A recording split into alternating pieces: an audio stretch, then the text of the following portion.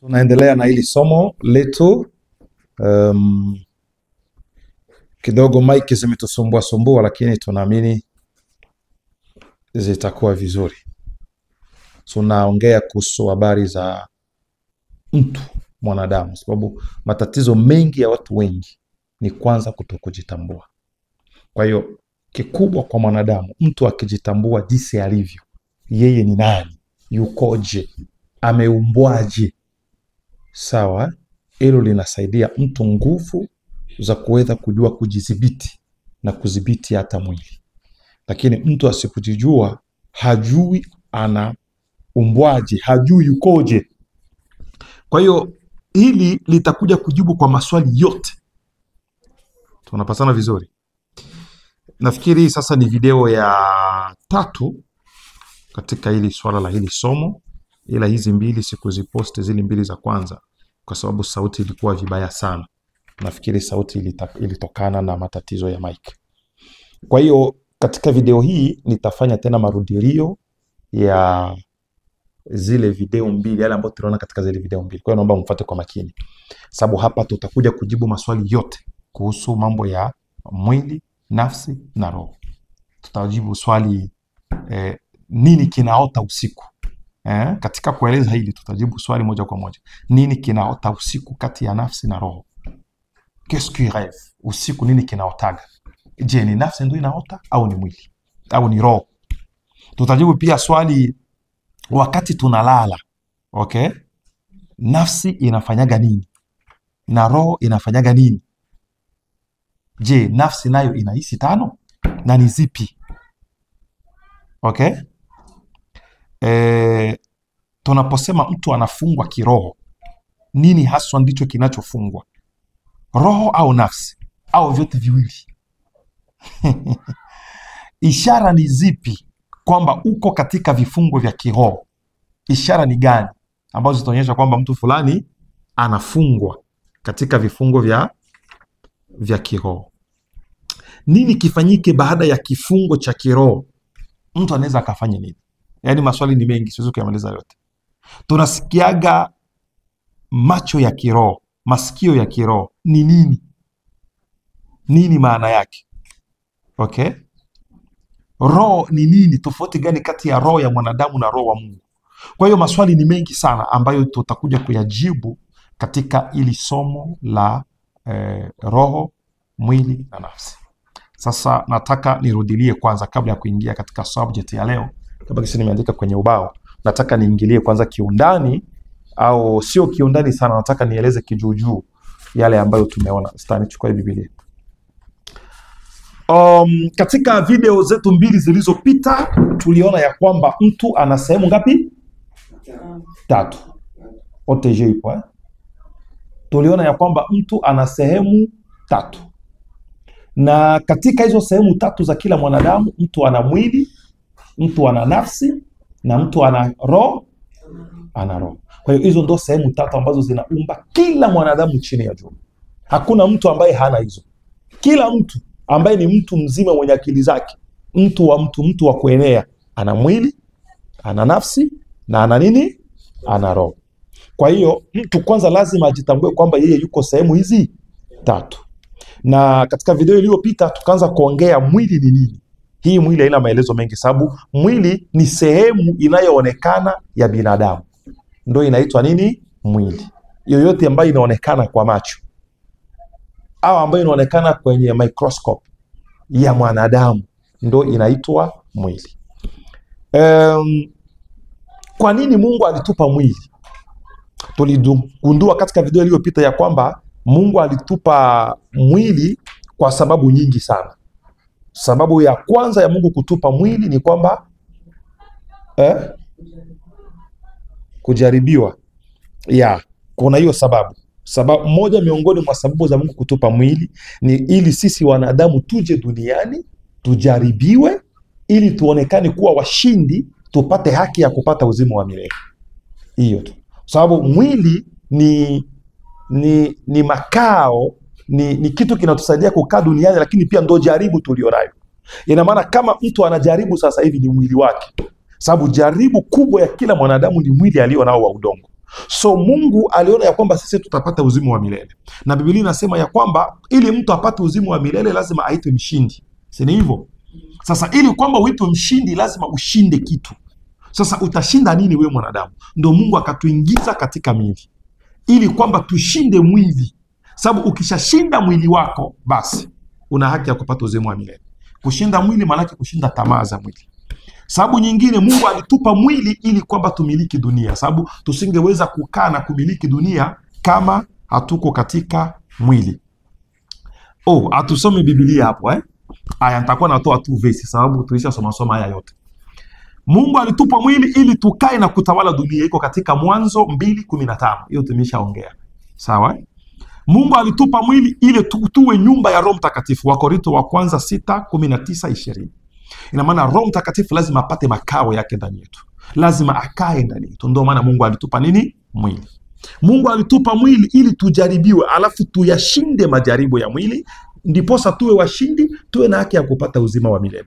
Hizo ndo sababu Mungu alitupa mwili ili tuonyeshe mng'ao wa utukufu wake, Warumi 6:3. Sawa, ndio maana tuko katika mwili. Ina maana ukitaka kutumia mwili wako vizuri, fanya mwili wako uonyeshe mng'ao wa utukufu wa Mungu. Fanya mwili wako uonyeshe ukubwa wa Mungu. Ndio hapo mwili wako utautumia vizuri. Kwa hiyo unaomba kutakasa mwili. Wathesalonike wa kwanza 3:5-23. Hizo ndizo sababu za Mungu kutupa nini? Mwili. Na kila mwili wa mwanadamu una hisia ngapi? 5. Hizo hisia 5 za mwili wa mwanadamu, Mungu amempa mwanadamu hizo hisia 5 katika mwili wake ili zimsaidie kuwa na mawasiliano na vitu vinavyomzunguka katika dunia hii. Kwa hiyo ili kwamba uwe na mawasiliano na vinavyokuzunguka katika dunia, Mungu amekupa hisia 5 kwenye mwili wako ili kwamba uone vitu, uvijue, usikie, uelewe, upumue, uguse. Kwa nini hizo hisia 5? Hisia 5 mnazijua? Kuona, kuonja, kusikia, kunusa, kugusa. Hizo ndizo hisia 5 za kila mwili wa kila mwanadamu, ili kwamba mwanadamu awe na mawasiliano na dunia inayomzunguka. Kwa hiyo hisia 5 hazitupi mawasiliano moja kwa moja na Mungu. Tunapatana vizuri hapo? Hapo ni marudilio tu. Okay?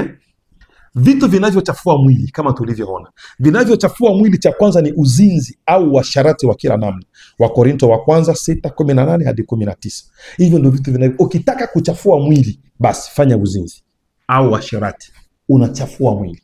Cha pili kinachochafua mwili ni kunywa au kula vitu vichafu. Tulisoma katika Methali 23:28-21. Kula au kunywa vitu vichafu, ina maana kunywa pombe, kufanya vitu vibaya, kula vyakula visivyostahili, vinachafua mwili. Waefeso 5:18. Kula au kunywa vitu vichafu vinachafua nini? Mwili. Kitu cha tatu kinachochafua mwili ni matendo ya ugomvi. Kutoka 20:13. Ukiwa mtu wa magomvi, kila saa unatumia mwili wako kupigana, kila saa unatumia mwili wako kupigana na watu wengine, unachafua mwili wako. Kingine kinachochafua mwili, kujichora kwenye mwili wako, kuweka michoro kwenye mwili wako, hiyo inachafua mwili. Sawa?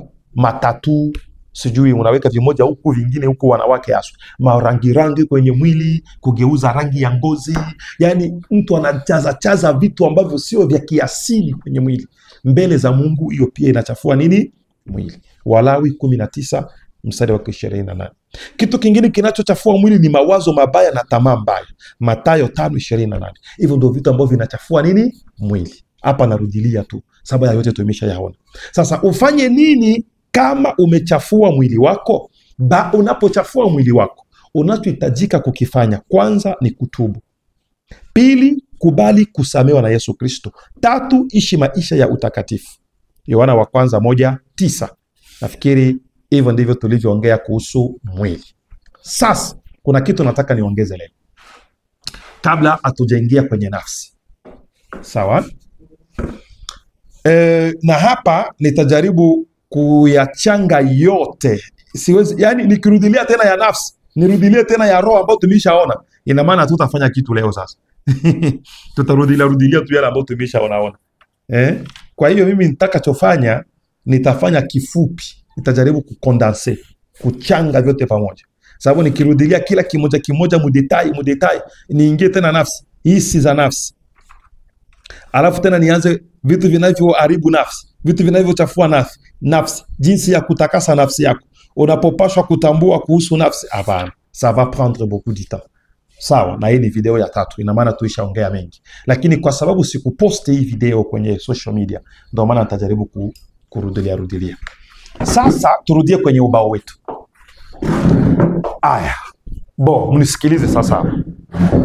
Mnaona kwenye ubao hapa nimeweka mwili.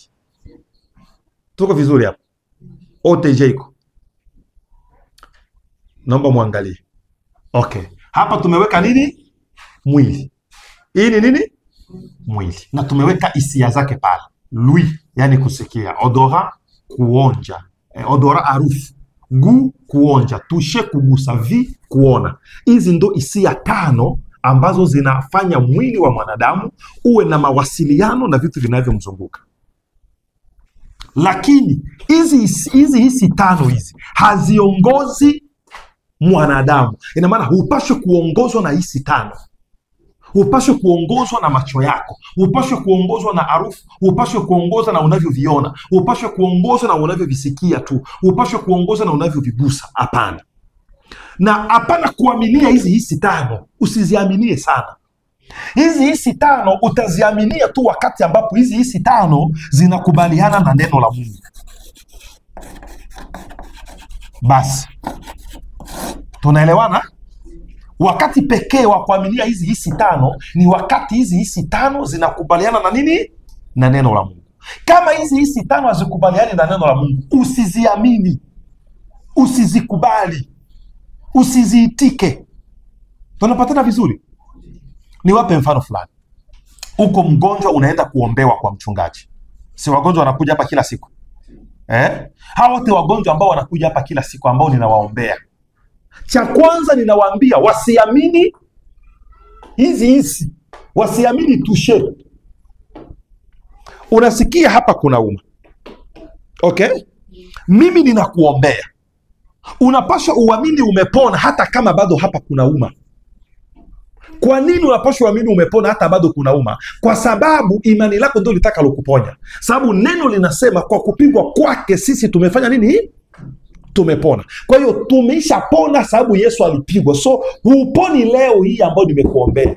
Ulipona tangu siku ile pale Kalvari. Unanipata picha hapo? Kwa hiyo watu walipona tangu siku ile Yesu alipoteswa. So what are we doing now? Uponyaji ni nini anavyosema mjumbe? Uponyaji ni kuboost imani la uponyaji ndani ya watu. That's all. We are just boosting the healing faith in you. Sasa wakati tuna boost ili imani ya uponyaji ndani ya mtu, ule mtu anaamini kazi ya Golgotha na ule mtu anapona. Kwa hiyo uponyaji is very simple. Kama kitu iko very simple ni uponyaji. Yaani uponyaji haiombi ondoka pepo. Hapana. Uponyaji naomba tu wewe uamini. Sasa unaweza ukawe bado unasikia yale maumivu, lakini hayo maumivu yasikuongoze. Usikubali hayo maumivu. Sababu maumivu si lisansi ya tushe. Ni kama vile ni kuhisi. Kwa hiyo usikubali hayo maumivu. So unaposhinda kukubali hayo maumivu sababu yako kinyume ya neno, wewe unakubali nini neno, na utaona yale mambo yakizirika. Sasa kuna kitu hapa nataka nionyeshe. Hizi 5 za mwili, ukisoma Biblia inasema matendo ya mwili. Si mnajua hivyo nyinyi yote? Matendo ya nini?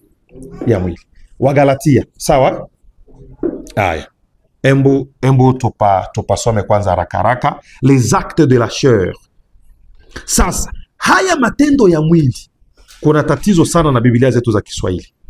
Unaona hapo Biblia ya Kiswahili hapo kidogo imeongea vibaya kidogo pale. Lakini hakina shida. Ustanuko hapo Fungua Wagalatia 5:16. Nisikilize hapa. Sawa? Naanza Wagalatia 5:16. Basi nasema enendeni kwa roho wala hamtazitimiza kamwe tamaa za mwili. Unapata vizuri hapo This I say then, walk in the spirit and yet not fulfill the lust of the flesh. Kwa sababu mwili utamani ukishindana na roho kushindana na mwili. Kwa maana hizi zimepingana hata hamwezi kufanya mnayoyataka. Lakini mkiongozwa na roho hampo chini ya sheria. Basi matendo ya mwili ni dhahiri, ndiyo haya. Sikiliza vizuri hapa, fuata vizuri hapa. Uasherati, uchafu, ufisadi, ibada ya sanamu, uchawi. Matendo ya nini hayo? Ya mwili. Sasa naomba mnisikilize kwa Kiingereza. Hapa sikilizeni vizuri. Kiingereza inasema hivi. Kiswahili inasema basi matendo ya mwili ni dhahiri, ndiyo haya. Matendo ya nini? Matendo ya nini? Sasa Kiingereza inasema hivi. Now the work of the flesh. Hapa ndo kuna kitu cha kwanza ambacho nataka muelewe. Ndio maana mnaona nimeongeza hii nani hapa. Kuna tofauti, sawa? Kuna tofauti kati ya body na flesh. Kuna tofauti kati ya corps na chair. Tunaelewana vizuri? Kuna tofauti kati ya body na flesh, corps na chair. Hivi ni vitu viwili tofauti. Sasa hapa Biblia imesema matendo ya mwili. Tatizo ya Kiswahili sasa ni nini? Kiswahili imetafsiri hivi vitu viwili vyote inaviita nini? Mwili. Wakati sio mwili. Hii flesh ni nini? Au hii chair ni kitu gani? Hii flesh au chair ni asili ya dhambi ya mwanadamu. Voilà la nature pécheresse de l'homme. Mnaandika kwa Kifaransa, acha naandike kwa Kiswahili, sababu wasikilizaji wangu wengi wako katika nchi za Kiswahili. Sawa? Asili ya tabia ya dhambi. Quelque chose déjà, tukitafsiri vizuri kwa Kiswahili. Asili ya tabia ya dhambi ya mwanadamu.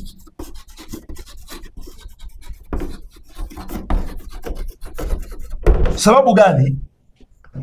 Haya matendo ambayo yamesemwa hapa sio matendo ya body. Are we together?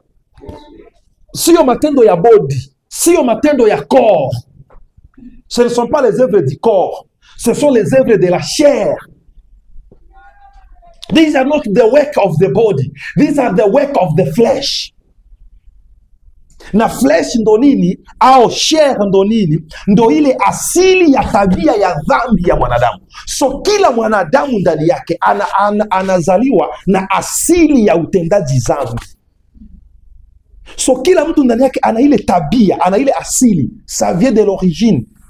Tangu baba yetu Adamu na Hawa walipokosea, c'est là où cette origine a commencé. Kwa hiyo kila mtu kidogo vile ana kama ka asili ka kutenda nini? Dhambi. So ile asili ya kutenda dhambi ya mwanadamu ndo yenye iko kati ya mwili na roho. Unapata hapo Ndo hii sasa, hii asili ya utendaji dhambi ya mwanadamu nayo ina kitu ambacho inaitwa imani la kimwili, la foi charnelle. Imani la kimwili. So unakuta mtu anaenda kanisani, anasikia neno, unafikiri anaamini, kumbe haamini. Sasa watu wengi ambao wako na hili imani la kimwili huwaga hawaamini neno, lakini sasa cha ajabu huwaga hawajui kama wako na imani la kimwili. So wanakuwa wanafikiri kama vile wanaamini, kumbe na wao pia hawaamini. So sasa wanafikiri labda watu wote kanisani wako kama wao. Vous voyez un peu ça?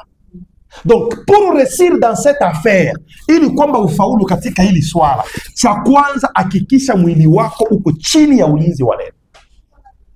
Hakikisha mwili wako unautembeza chini ya masharti ya nini? Ya neno. Sababu haya matendo haya ya mwili yanakuanga sasa yanaleta influence kwenye kuwa roho. Mnapata vizuri?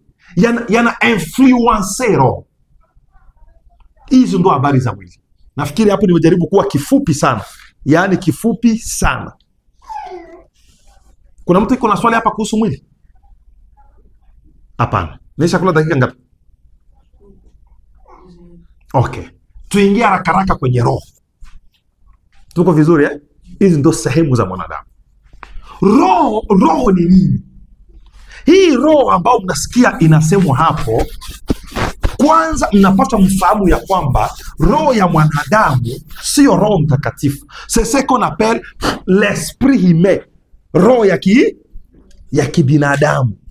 Stani, uko na Biblia yako hapo? Okay, unaweza fungua katika Mhubiri 12 mstari wake wa 7. Mhubiri 12 mstari wake wa 7. Hey, haujapaona? Una vumbi. Okay, acha mimi naona acha tu niongee tu. Tutakuja kusoma tafsiri zingine baadaye. Yes, ani atakuwa anaendelea tu. Atakuwa tu anaendelea kusoma. Okay, acha mimi nifungue hapa katika Waefeso gisi ameshindwa kupata hapo, mimi niingie katika Waefeso 2:1. Ephesiens 2:1. Sawa. Waefeso 2:1 inasema hivi: nanyi mlikuwa wafu kwa sababu ya makosa na dhambi zenu, and yet the quick were dead, ambazo mlizitenda zamani kwa kuifuata kawaida ya ulimwengu huu. Tulikuwa nini? Wafu. Hii roho hii ambayo ndo tuende kidogo kwenye Mhubiri kweli. Hata ningie katika Warumi 8:16. Warumi stani hajakuja. Patieni basi mama yenu Biblia. Warumi 8:16 Aya, ndo hapo nasoma. Roho mwenyewe, mnasikiliza hapa Roho mwenyewe hushuhudia pamoja na roho zetu ya kuwa sisi tu watoto wa Mungu. Roho mwenyewe hushuhudia pamoja na roho zetu. Roho mwenyewe hushuhudia pamoja na nini? Na roho zetu. Ina maana kuna roho na kuna roho. Kwa hiyo roho hii ambayo tunaongea hapa ni roho wa kibinadamu. Roho wa kibinadamu. OTG iko ambaye ni tofauti na Roho Mtakatifu.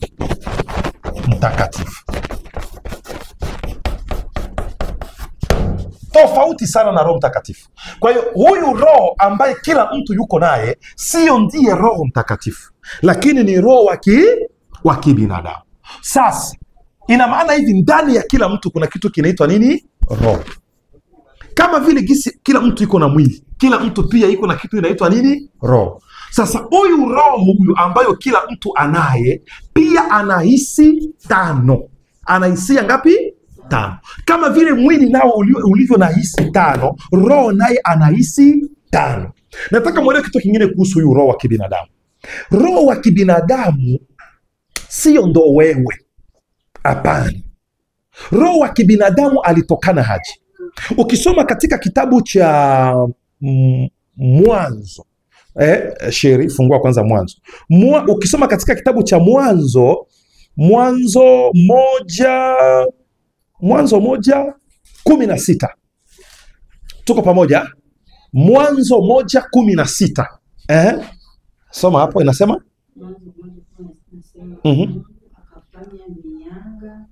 Mwanzo 1:16. Mwanzo 1:26 labda. 26. Mungu akasema tumfanye mtu kwa mfano wetu. Sawa, ishia hapo. Mungu akasema tumfanye mtu kwa mfano wetu. Sawa? Mungu ni nini? Si Mungu ni roho. Biblia inasema Mungu ni roho. Na watu wamwabudu watamwabudu katika roho na kweli. So Mungu hapa akasema, na tumfanye mtu kwa mfano wetu, kwa sura yetu, kwa sura ya nani? Ya Mungu. Ina maana huyu mtu aliyeumbwa hapa ni mtu roho. Ndio huyu ambaye yuko katika kitabu cha Mwanzo 1:20 na ngapi? 26.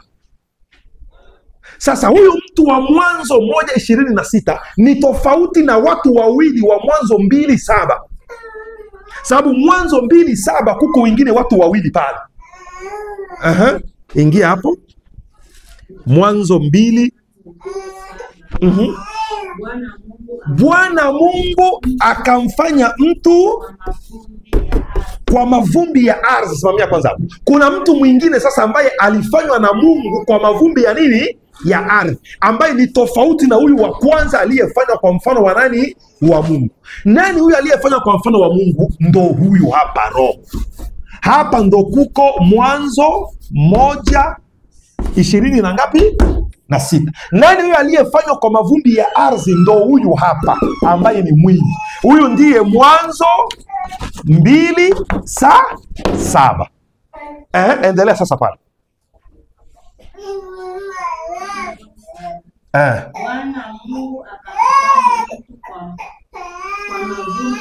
Bwana Mungu akamfanya mtu kwa mavumbi ya ardhi. Dani akampulizia puani pumzi ya uhai. Mtu akawa nafsi hai. Simamia kwanza hapo. Sasa sikiliza hapo. Hii lugha Mungu alipumzia huyu. Hii lugha ya kwamba akampulizia pumzi. Hayo hii arundati. Maana yake sio pumzi kama hii ya kwako ya. Mnifuate vizuri hapa. Hii pumzi ambayo Mungu alipulizia huyu hapa, Mungu alichukua huyu wa kiroho akaingiza ndani ya huyu wa kimwili. C'est exactement ça ce qui s'est passé. Ndio maana ya hiyo pumzi aliyopulizia ndani ya mapua. Sio pumzi tu hivi ya mzaa. Ni huyu aliyefanywa, sababu huyu alipotengenezwa huyu hakuwa na mwili, alikuwa ndani ya Mungu. Sio comprenez ça? Mungu alipoumba huyu mtu wa Mwanzo 1:26, huyu mtu alibaki katika kiuno cha Mungu. Huyu mtu hakutoka nje eti na yeye aanze kutembea pale, sababu hakuwa na mwili. Kwa hiyo baada ya Mungu kumuumba huyu, alibaki katika kiuno cha nani? Cha Mungu. Sasa Mungu akaumba sasa huu mwili. Huyu wa mwili sasa ndo akawa pale anaonekana. Sasa kwa vile kisi ule mtu alikuwa ndani ya Mungu, ndo Mungu sasa akampulizia kama pumzi ndani ya huyu wa mwili. Sasa inyo ya huyu wa mwili na huyu wa roho walipokutanana, wakazaa kitu kinaitwa nini? Nafsi iliyo hai.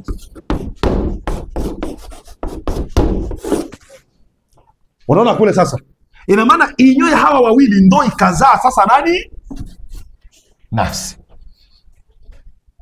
Mnapata vizuri nafsi ilitoka wapi? Ina maana ndo maana huyu akifa huyu akifa, mwili ya ukifa, unarudi wapi kwenye ulitoka? Muudongo. Roho nayo ikifa, inarudi wapi? Inarudi wapi? Mbinguni. Ila nafsi wewe ukishakufa, nafsi sasa haitarudi udongoni sababu haikutoka udongoni. Haitarudi moja kwa moja kwa Mungu sababu haikutoka kwa Mungu. Itahukumiwa sasa. Nafsi sasa itatembea kulingana na maisha ulioyaishi duniani ulipokuwa huko katika mwili. Sijui kama mnapata vizuri pale. Hivi Mungu unaelewa hapo? Sasa katika ulimwengu wa kiroho, hii roho ya kibinadamu, c'est l'esprit le plus léger. Yaani katika ulimwengu wa kiroho, ile roho inakuwa roho nyepesi sana. Kwa sababu hii roho hii inakuwa inashawishiwa na vishawishi kutoka nje. Kumbuka duniani hapa tulipo kuna roho nyingi sana. Ndio maana ukitembea na mvuta sigara, utajikuta na unaanza kuvuta nini? Sigara. Ulianzaje kuvuta sigara na unavuta sigara? Ulianza kuvuta sigara sababu ulishawishiwa na roho ya uvutaji sigara iliyokuwa ndani ya mtu uliokuwa unatembea naye.